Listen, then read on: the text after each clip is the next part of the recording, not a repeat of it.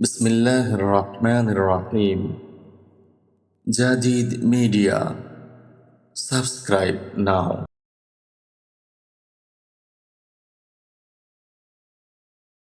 আমরা ভারতবাসী,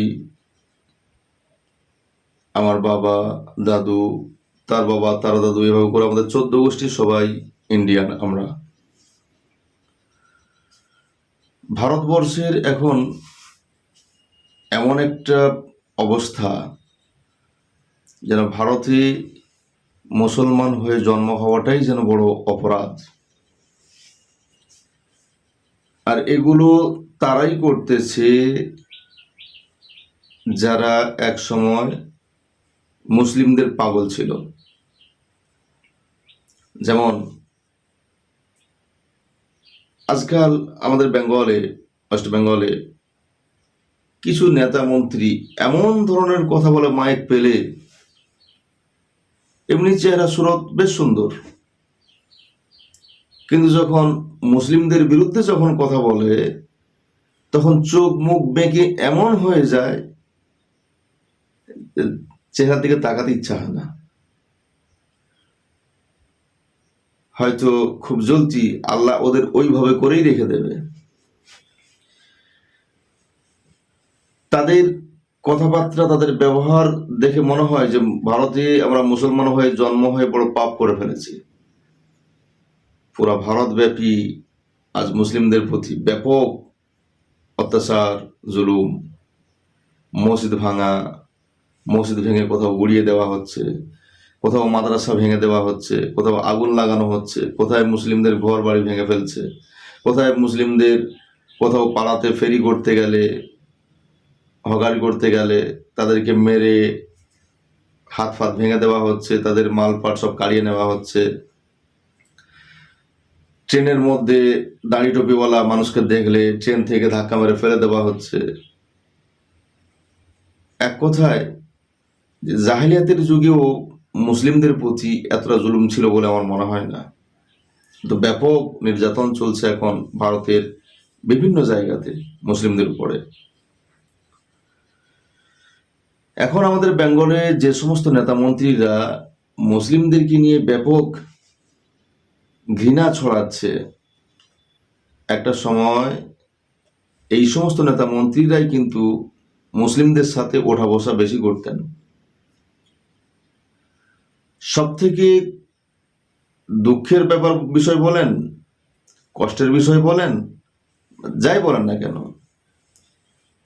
ভাবতে অবাক লাগে যে সময় আমাদের বেঙ্গলের, ওয়েস্ট বেঙ্গলের যে সমস্ত নেতা মন্ত্রীরা মুসলিমদের বিরুদ্ধে এত রকম ঘৃণা ছড়াচ্ছে, ওই সমস্ত নেতা মন্ত্রীগুলো কিন্তু আমাদের পশ্চিমবঙ্গের। বাঙালি কালচার তাদের ছোট বয়স থেকে এখানে জন্ম হয়েছে, জন্ম হওয়ার পর ছোট বয়স থেকে লালন পালন হয়ে বড় হয়েছে, বাঙালি কালচারে বড় হয়েছে তারা। হিন্দু মুসলিম একই সঙ্গে মিলে ঝুলেছিলাম, আছি এখনো পর্যন্ত এখানেই। এই পরিস্থিতিতে এই সমাজে তাদের বেড়ে ওঠা, কয়েক মাস আগে পর্যন্ত তাদেরকে দেখে বা তাদের কথাবার্তা শুনলে মনে হতো মারপেটের ভাই, কে হিন্দু কে মুসলিম কোনো ভেদাভেদ ছিল না। হঠাৎ করে কোন হাওয়া লেগে গেল তাদের মধ্যে যে মুসলিমের নাম শুনলেই তাদের গায়ে যেন আগুন জ্বলে যায়। আমি নাম বলছি না, বিশ্বাস করুন, ক্ষমতা সব সময় একজনের থাকে না। আজ আমার ক্ষমতা আছে তো কালকে আপনার হবে। ক্ষমতা চলাচল করতে থাকে, ক্ষমতা এক জায়গায় একজনের থাকে না চিরকাল, ক্ষমতা চলতে থাকে। আপনাদের থেকে, আপনাদের আগে আরো অনেক শক্তিশালী রাজা, নেতা, মন্ত্রীরা এসেছিলেন, হয়তো ইন্ডিয়াতে না, ফেরাউন, কারুন, হামান, নমরুদ, বহু এরকম রাজা এসেছিল, অনেক শক্তিশালী, পাওয়ারফুল, সুপ্রিম পাওয়ার। তারাও সময়ের দ্বারা ধ্বংস হয়ে গেছে। তো এই জন্য আপনাদেরকে আমি বলছি, শুনুন, আপনারা যে আজ দুর্ব্যবহার করছেন মুসলিমদের সাথে। মুসলিমরা কিন্তু অমানুষ না, এরা গরু ছাগল না, মুসলিমরাও মানুষ। এদেরও দুটো করে হাত আছে, এদেরও চামড়া কাটলে রক্ত বের হবে, সেটা লাল রক্ত, যেমন আপনাদের আছে। তাই মুসলিমদের প্রতি এভাবে করে দুর্ব্যবহার করবেন না, ক্ষমতার অপব্যবহার করবেন না। হিসাব কিন্তু দিতেই হবে, সে আপনি যে ধর্মের মানুষ হন আর যেই হন না কেন, হিসাব আপনাকে দিতে হবে। সেদিন কিন্তু ধরা পড়ে যাবেন, আপনি সেদিন খুব ভালো মতোই ফেঁসে যাবেন। আপনি আমার পাশে, আমার বাড়ির পাশে জন্মগ্রহণ করেছেন, ছোট থেকে একই সাথে খেলাধুলা করে বড় হয়েছি, একই খাবার খেয়েছি, একই সঙ্গে ঘোরাফেরা করেছি, একসাথে চা খেয়েছি। আজকের আপনি ক্ষমতা পেয়ে গিয়ে এমন একটা ভাব করতেছেন যেন আপনি আমাদেরকে চিনেনই না। মুসলমান এই শব্দটা আপনি যেন আগে কখনো শুনেননি, এমন ধরনের আপনি ব্যবহার করছেন। বিশ্বাস করেন, ক্ষমতা চিরকাল থাকবে না। আজ আপনার আছে তো কালকে আমারও হবে ইনশাআল্লাহ। তখন কিন্তু আপনি যদি যতটা সামলাতে পারবেন এখন ততটা ব্যবহার করেন। প্রত্যেকের জন্য এই এই সংবাদ, প্রত্যেকের জন্য এই খবর, সে হোক হিন্দু, হোক মুসলিম, বা অন্য কোনো ধর্মের হোক না কেন, আপনি যতটা সহ্য করতে পারবেন ততটাই আপনি করেন। আর ক্ষমতা চিরকাল একজনের কাছে থাকে না, রদবদল হতে থাকে। কষ্ট লাগে এটাই যে আপনি একজন বাঙালি মানুষ, পশ্চিমবঙ্গের মানুষ, আমাদের আশেপাশের মানুষ, একটা সময় আসা যাওয়া করতেন, কথা বলতেন, গল্প করতেন, সেই মানুষ আজকের মুসলিম নাম শুনলে যেন একেবারে ওই যে কোবরার মতো ফুঁপে উঠতেছে। কেন রে ভাই? মুসলিমরা আপনার ভাতে বিষ দিয়েছিল নাকি আপনার কোথাও আগুন টাগুন দিয়েছিল?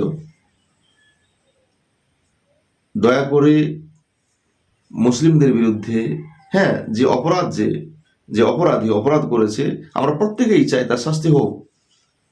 ভারতীয় আইন অনুযায়ী সেখানে কোর্ট আছে, হাইকোর্ট আছে, সুপ্রিম কোর্ট আছে, ভারতের আইন আছে, আইন অনুযায়ী তার বিচার হোক, শাস্তি হোক। প্রত্যেকেই চায়, প্রত্যেকেই খুশি আমাদের জানাবে, ওয়েলকাম করবে। কিন্তু কোনো বিচার নাই, কোনো এভিডেন্স নাই। দিল্লিতে আপনার আন্দোলন হলো, হাজার হাজার শিক্ষার্থীরা, স্টুডেন্টরা আন্দোলন করতেছে, কোনো সমস্যা নাই। সেখানে একজন মুসলিম সে বেচারাদেরকে খাবার সরবরাহ করছে, বিনা পয়সায় পানি সরবরাহ করছে। আর আপনি পাঠিয়ে দিলেন পুলিশ প্রশাসনকে তার ঘরে। তাকে না পেয়ে তার মাকে, বোনকে, বোনের শ্বশুর বাড়ির লোকদেরকে অ্যারেস্ট করে নিয়ে চলে গেল। আন্দোলন হচ্ছে সেখানে, আপনি মুসলিমদেরকে দমন করার জন্য, মুসলিমরা যাতে এর সঙ্গে যুক্ত না হয়, তাই আপনি 18-19 জন মুসলিম যুবকদেরকে তুলে নিয়ে চলে গেলেন। কোন রকম কোনো বিচার ছাড়া, কোন রকম কোনো কিছু ছাড়া আপনি রিমান্ডে তাদেরকে পাঠিয়ে দিলেন। পুলিশ ব্যাপক মারধর করার পর আবার তাকে নির্দোষ খারিজ করে দিল। এই অত্যাচার, এই দ্বিচারিতার কারণ কি? আমরা কি ভারতে ভেসে এসেছি কোথাও থেকে? এই ভারত স্বাধীন করতে গিয়ে আমাদের যথেষ্ট রক্ত দিতে হয়েছে। তাই আজ ক্ষমতায় এসে এমন ব্যবহার করবেন না যেটা আপনার পরবর্তীতে আপনার জন্য অনেক কঠিন হয়ে যায়। सुधरे जान, समय আছে এখনো পর্যন্ত। वीडियोस बनाने हैं, फिल्मोरा है ना।